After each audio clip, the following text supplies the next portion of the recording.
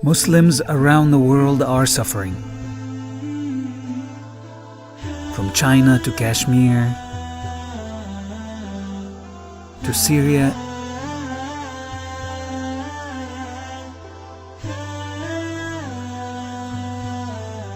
and Lebanon.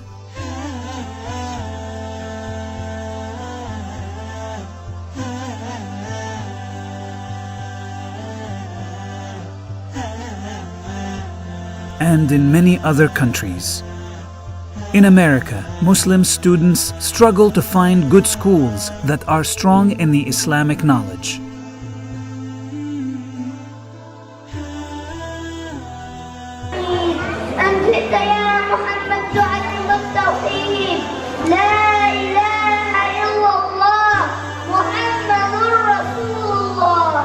Help the Association of Islamic Charitable Projects support and strengthen our Muslim communities. Donate generously this Ramadan for the benefit of your Muslim brothers and sisters.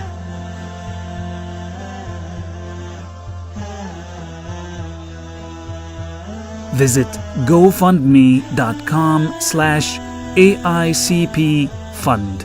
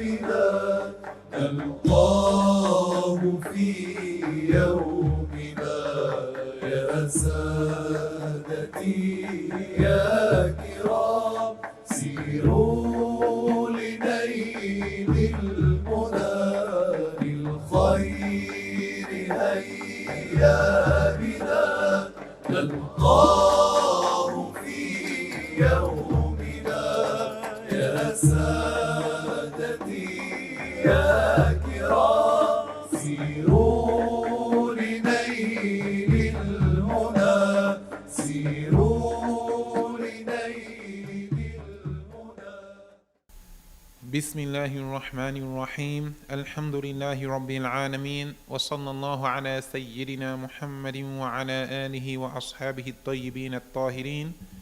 We start with the name of Allah. We praise and thank Allah the Exalted for all of the endowments He bestowed upon us, without Allah being obligated to give anything. And we ask Allah to raise the rank of Prophet Muhammad sallallahu alaihi wasallam and the ranks of his wives, believing relatives, companions, and those who followed them sincerely until Judgment Day. And we ask Allah to protect the nation of Prophet Muhammad alayhi salatu wasalam from what the Prophet feared for his nation. Thereafter, previously we talked about the invalidators of the prayer. We went through that list. We talked about the conditions for the rewardability of the prayer, that a person needs to do the prayer for the sake of Allah only, that their food, their clothing, the garments that they wear, and that their prayer surface, the surface that they're praying upon, need to be halal for the rewardability of the prayer, and that one must fear Allah the Exalted, having the reverent fear for Allah by aggrandizing Allah the Exalted in one's heart, even for a moment at least during the prayer, for one to receive the reward in the prayer. And without these three conditions being met, all three of them, then one would not receive reward in their prayer, even if the prayer was valid, meaning that they don't have to repeat it. So if one leaves out even one of the conditions for the rewardability of the prayer, they would receive no reward. Then the Sheikh, may Allah Ta'ala have mercy on him, he started to talk about the integrals of the prayer. And as we mentioned previously, an integral is a part of the deed that the deed is not valid without. The prayer has 17 integrals according to the counting of some scholars. Some scholars, they counted the integrals one way, and some scholars, they would count the integrals another way.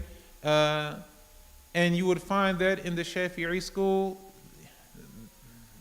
there would be some scholars who they list the same matters, but they would include some as independent integrals, and some scholars, they would include some of those aspects not as their own independent integrals, so then the number would be slightly different.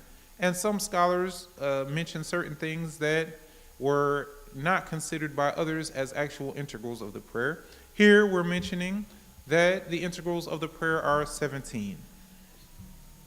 So if one leaves out any one of these matters in the prayer would not be valid.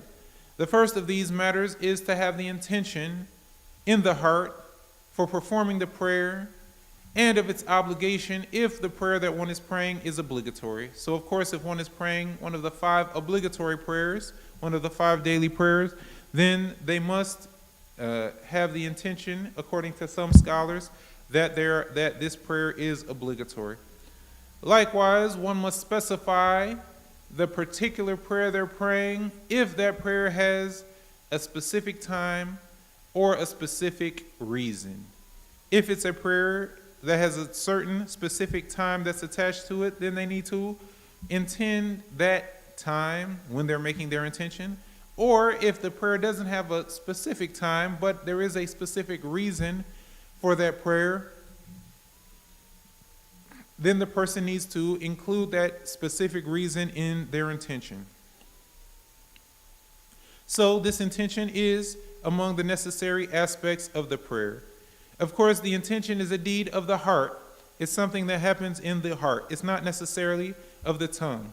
So saying the intention with the tongue is not obligatory. Rather, if a person has the intention in their heart, then that would be sufficient. The necessary matter pertaining to the intention is to seek performing the prayer in the heart during the opening saying of Allahu Akbar. And this will come up. This is the second integral, saying Allahu Akbar. This is the second mentioned integral among the integrals of the prayer that the Sheikh will talk about. But the person says or has the intention in the heart while saying Allahu Akbar. It's also obligatory to specify the specific time, like ad-duha. This is an optional prayer. There's an optional prayer called Salatul Duha that occurs after Fajr time is over, after the sun has risen to a certain elevation, and then it lasts till right before Dhuhr prayer. This is called Duha. So this prayer, even though it's optional, it has a specific time. So if a person wants to pray it, then they need to intend that specific time at Duha. Also, one intends the obligation if the prayer is, before that, if the prayer has a specific reason, then they also intend that specific reason. An example of a prayer that has a specific reason is the prayer of the eclipse. All right, there is the prayer of the eclipse. This is a specific optional prayer that the Muslims would pray upon the occurrence of an eclipse. This prayer, it could be very long. It has its own descriptions, and even this is a prayer that one may bow in it twice in one cycle, unlike the 5 obligatory prayers. So in that case, doing 2 bowings in one cycle would not invalidate the prayer, because this is actually among the descriptions of this prayer that came in the religion. However, if a person wanted to pray this prayer, it's not a specific time, rather it's a specific reason, which is the occurrence, the onset of an eclipse. So if a person wants to pray that, then they need to specify in their heart that they are praying the eclipse prayer. So if the prayer has a specific time, they have to include that in the intention. If the prayer has a specific reason, they need to include that in the intention. Also, one intends the obligation if the prayer is obligatory. All of that is obligatory during the saying of Allahu Akbar. That is, in the Shafi'i school, one needs to make all of that, and the intention needs to include all of that while he says Allahu Akbar. He needs to intend to pray this specific prayer and that it's obligatory. And this specific prayer, if it has a specific time or reason, and that it is obligatory. And this does not take long. And for one to establish this intention in the heart does not take long. And establishing the intention does not mean that a person imagines in their mind saying this whole long expression like, I now intend to pray the obligatory Dhuhr prayer, so and so, so on and so forth. And if that was the case, then a person may find it necessary to extend saying the takbirah just to accommodate the length of such a long expression that they're imagining in their mind, they're imagining saying in their mind while they're saying the takbirah. But that's not necessary. Rather, the intention is an aim in the heart for doing something simultaneously associated with the deed. So a person can really say Allahu Akbar and have the intention to do all of those things while in that short duration. It's not necessary for a person to extend saying the takbirah so that they say Allahu Akbar, for example, just to establish the intention, because they felt it necessary for them to imagine saying this long expression in their mind while they are doing the prayer. A person, he conjures in his mind the obligatory Dhuhr prayer. This doesn't take a long time. Then they say Allahu Akbar while that's in their mind, and that will be sufficient for the prayer to be established, for the prayer to commence.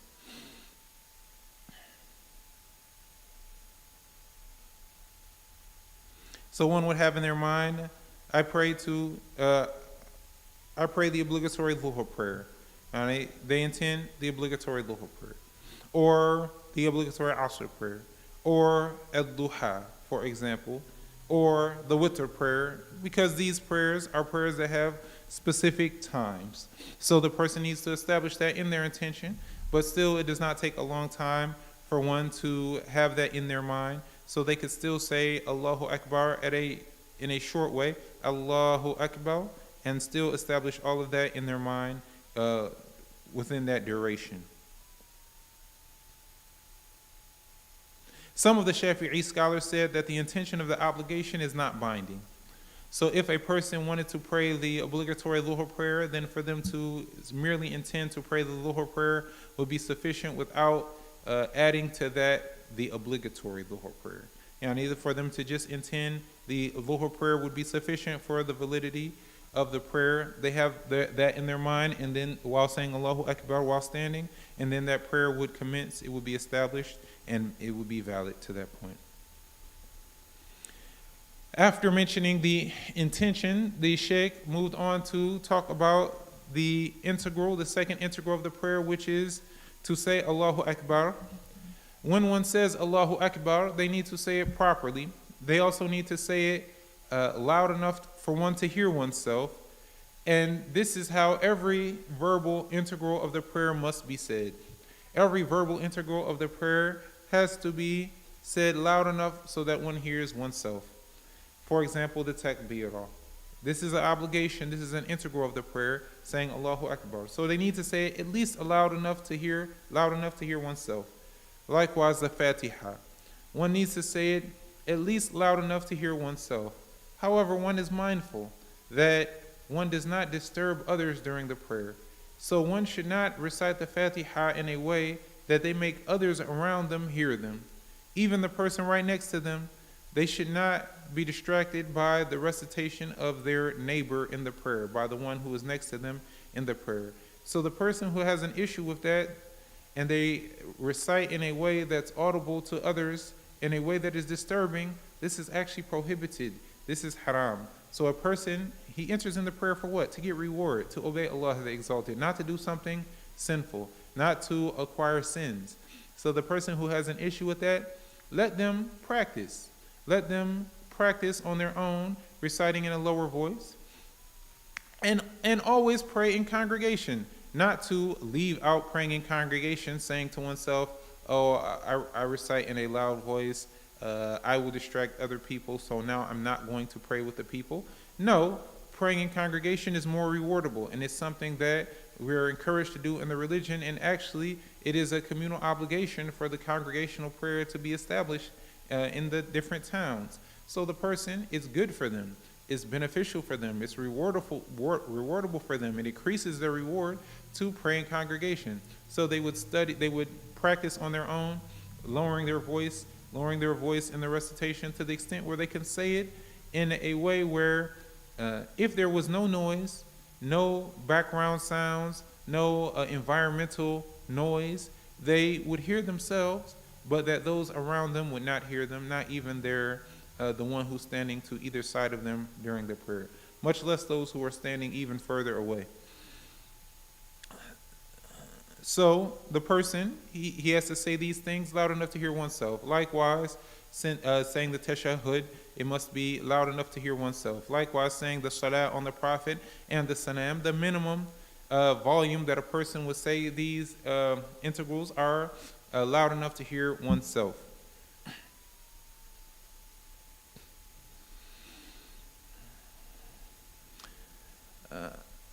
Saying Allahu Akbar is the second integral among the integrals of the prayer. It is a condition not to extend the ba in the word akbar, thus saying akbar. This is prohibited. For one to say akbar in the opening takbirah, this is something that is haram to do.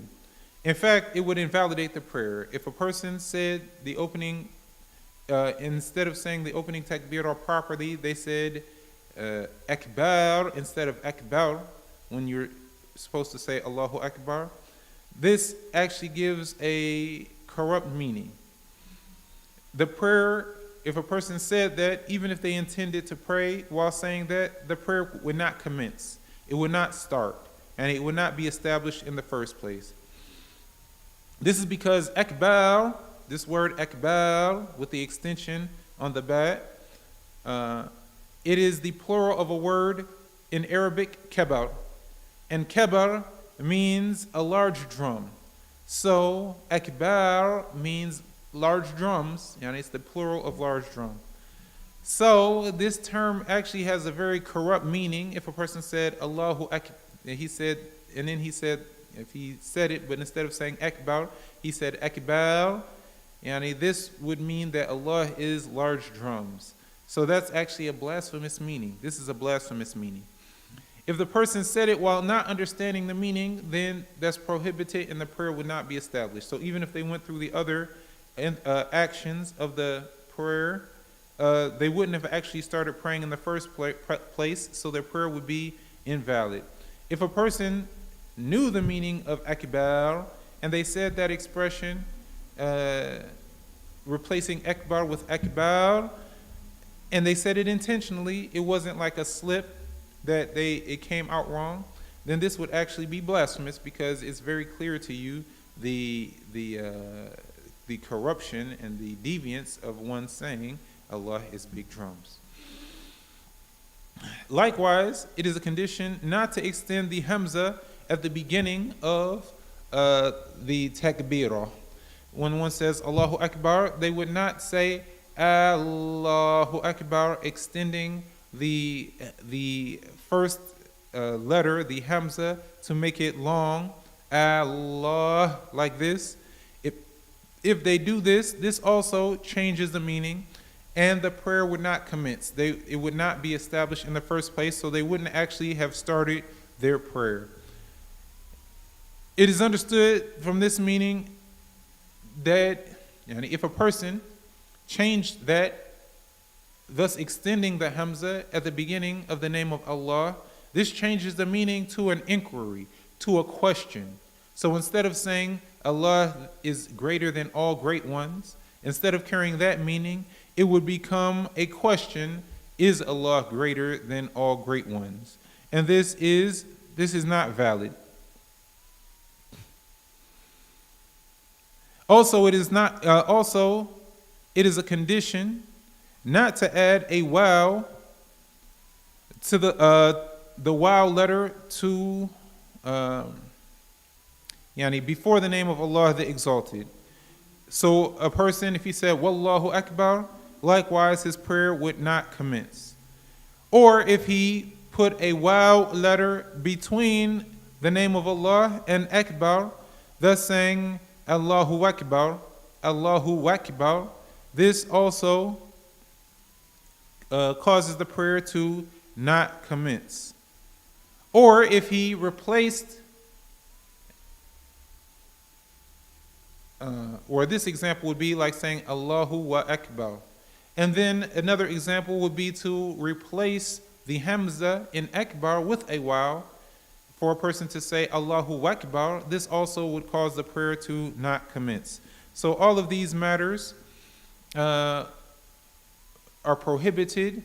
If a person did it, then their prayer would not commence. Whether they extended the alif, extended after the ba in Akbar, thus saying Akbar, or if they made an extension in the Hamza before the name of Allah, saying Allah before saying Akbar, or if they put a waw between Allah and Akbar, saying Allahu wa Akbar, or if he changed the Hamza in Akbar to a waw, saying Wakbar, all of these matters, they are invalid and they would cause the prayer to not commence.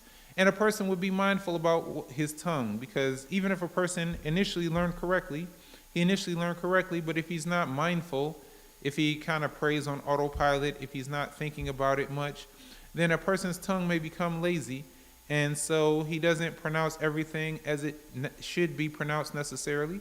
So then he might find that over time he's saying Wakbar instead of Akbar. He needs to say Allahu Akbar. The Hamza is apparent. Allahu Akbar, not Allahu Akbar. See how it's missing there? So a person would be mindful about that, and they would pay good attention to their own sayings and actions during the prayer. All of this seeking reward from Allah the Exalted.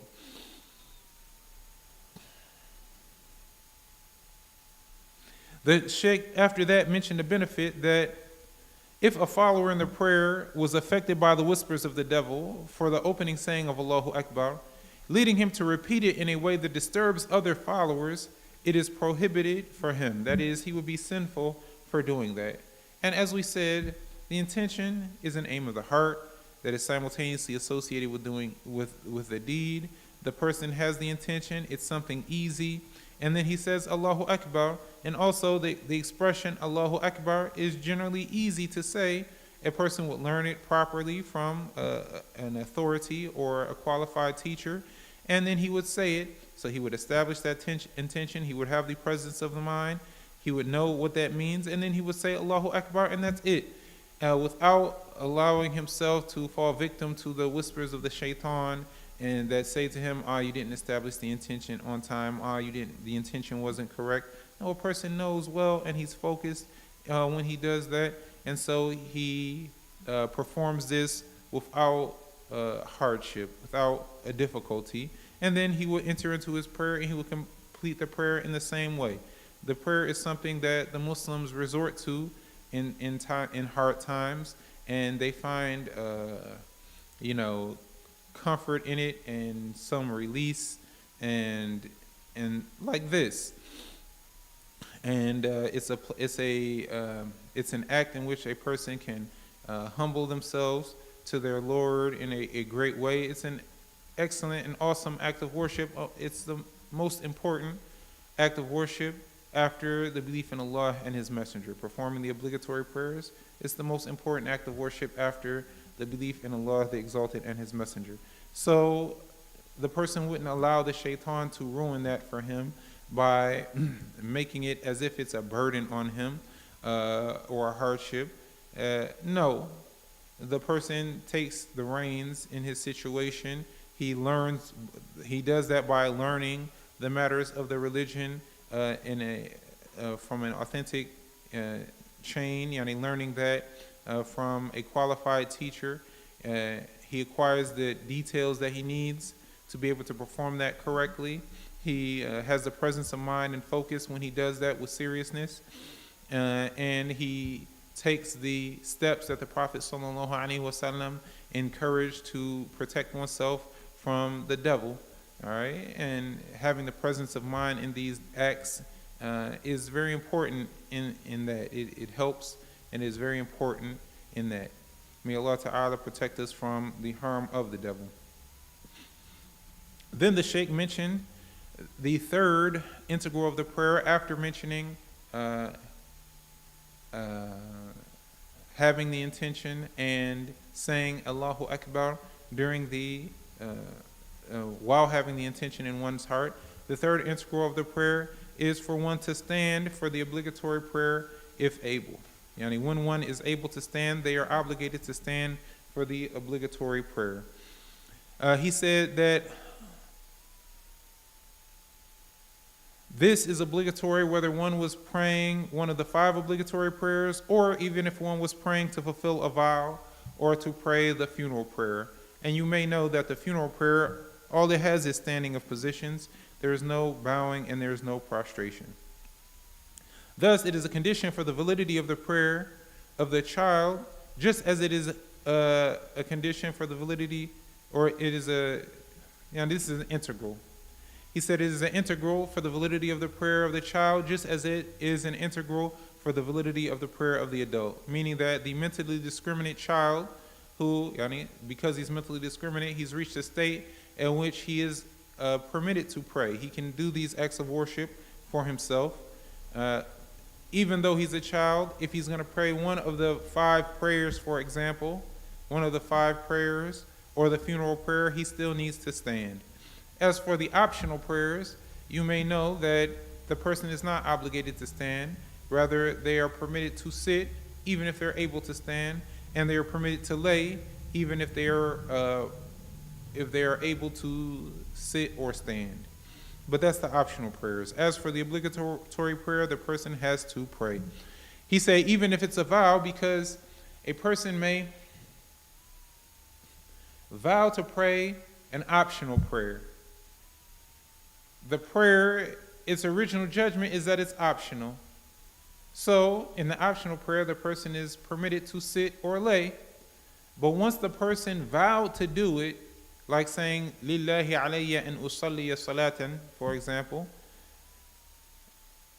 he's used the format of a vow to take it upon himself to do this optional act of worship, but religiously, because he made it a vow, it becomes obligatory upon him to perform. So now that this prayer is obligatory because it's a vow, he is obligated to stand when he performs it, because you have to stand for the obligatory prayer. He said if one was unable to stand on his own or with assistance, because if a person can stand with assistance, then he still has to stand. But if one was unable to do that, by being afflicted with a severe hardship that is not normally bearable, his prayer is valid while sitting. And in this situation, the person can sit in the prayer. In this scenario, the sitter's bowing is by the head being parallel to the knees. What is best is for the head to be above the place of sujood on the prayer surface. So the person, for example, if he's sitting, then he still needs to do what? Ruku' while he prays.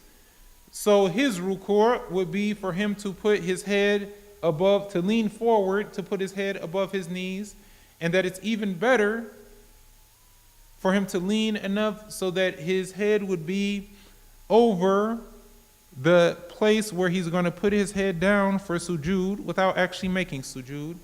And then he would sit back up for an i'tidal, for the returning to the position that came before the bowing. And then he can prostrate. He can actually prostrate, do the actual prostration when it's time to prostrate. He's sitting on the floor, for example. And so then he actually does the actual act of prostration when it's time for that. He said, if one is unable to sit, it is obligatory for him to pray the obligatory prayer laying on one side. So he would pray on one side or the other. It is better to lay on the right side and disliked to lay on the left side without an excuse. But he didn't say invalid.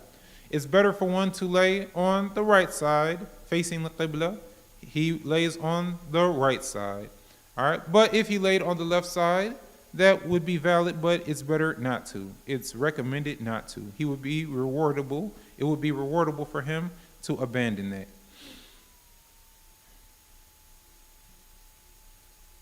He said, If unable to pray on one side, it is obligatory to pray laying on one's back.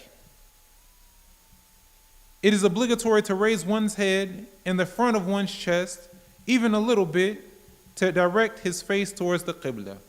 So one will lay on his back, but he would lift somewhat so that he wouldn't be laying all the way on his back facing the sky. He said because if he doesn't do that, he would be facing the sky, thus his prayer would be invalid. If he's unable to raise his head, he suffices with directing the arches of his feet towards the Qibla. Yani, the person has a foot, and then there's that part of the foot that doesn't touch the ground when a person's whole foot is on the ground. There's a part of the foot that's lifted, that's between the ball of the foot and the heel, on the inner side of the foot, not the outer side of the foot, and the inner side where the 2 feet would meet, and the inner side of the feet. There's a part there between the ball of the foot and the heel where there's a slight raising for the person who's not flat-footed. So the person would aim that part of the foot towards the Qibla. If one is unable to do all of that, like only being able to lay on his belly, he prays as such and raises his head, if able, and gestures with the head for bowing, and gestures lower for sujood. If one was unable to move his head, he prays with his eyelids, moving them with the intention of bowing, and then with the intention of sujood. He would lower his eyelids to bow, and he will lower them more so to make sujood. He will lower his eyelids to bow, then he will lower his eyelids even more to perform sujood. Thus, closing the eyes is not valid for the gesturing that would stand for bowing. One does not close the eyes all the way for the gesturing that is in the place of the bowing, because the gesture that has to be for sujood should be more than the gesture that is for the bowing. So if a person closes his eyes for the bowing, he can't close his eyes more for the sujood. So he wouldn't do that. He wouldn't close his eyes for the gesture for bowing. The Sheikh said that if a person was powerless to do all of that, he couldn't perform any of these things. He couldn't sit. He couldn't lay. He couldn't lay on his back. He couldn't lift himself. He couldn't lay on his front. He couldn't move his head. He couldn't move his eyes. He performs the integrals of the prayer in his mind. As for the verbal integrals, he says them. If his tongue was tied, meaning he's unable to recite, he recites them in his mind as well. Furthermore, a condition for the standing is resting on one's feet. If a person is standing for the prayer, then he needs to stand resting on one's feet and straightening one's spine. However, it is not obligatory to straighten one's neck. In fact, it is recommended to lower one's neck forward a little. And so this is actually sunnah. It's better for one to lower their neck a little bit. They do not have to straighten their neck as straight as their back would be. The Sheikh mentioned a benefit. He said placing the hands below the chest and above the navel is recommended after the opening saying of Allahu Akbar. So he would put the right hand over the left and have the hands below the chest but be above the navel. This is according to the school of Imam al-Shafi'i. Some scholars have different sayings about exactly where the hands would be placed. So don't be too surprised if you see some people having their hands a little lower. As for the placing of hands on one side, the Sheikh said that there is no root for this in the religious text, because you may see some people just standing there with their hands to their side. The Sheikh said that there's no hadith or Quranic verse that indicates this. There's no root for that in the religion. So it doesn't invalidate one's prayer if they stood like that with their hands to their side, but this is not something that was conveyed from the Prophet sallallahu alaihi wasallam. And with that, we've completed mentioning 3 of the 17 integrals of the prayer. The Sheikh will go into some detail about some of these things, but I feel that some of these details are appropriate to be mentioned in this session. So we will go into some details, not all of the details. May Allah the Exalted guide us to the acceptable deeds, guide us to be among those who learn the correct knowledge and an abundance of it, and implement it ourselves and teach it to others, so that we would be like the inheritors of the prophets who are the scholars. May Allah the Exalted give me a good ending and you as well. Walhamdulillah wa sallallahu ala sayyidina Muhammad wa ala alihi wa ashabihi at-tayyibin at-tahirin. La ilaha illallah. Allahumma salli ala sayyidina Muhammad wa ala alihi wa sahbihi wa sallim. Rabbi ighfir li wa lil mu'minina wal mu'minat. Jazallahu Muhammadan 'anna khayra. Assalamu alaikum wa rahmatullah. قلوبنا هامت بذكر الله الله الله الله. قلوبنا هامت بذكر الله الله الله الله. قلوبنا هامت بذكر الله الله الله الله. قلوبنا. Muslims around the world are suffering. From China to Kashmir, to Syria,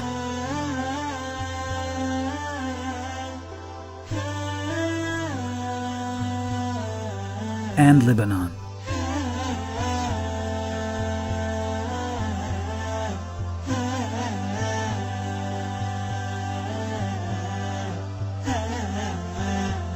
And in many other countries. In America, Muslim students struggle to find good schools that are strong in the Islamic knowledge.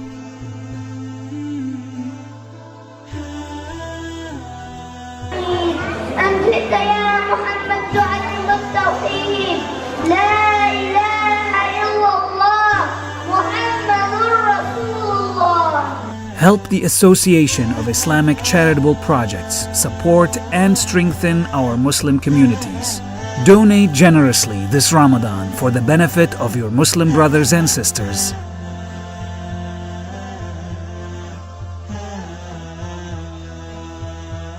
Visit gofundme.com/AICP Fund.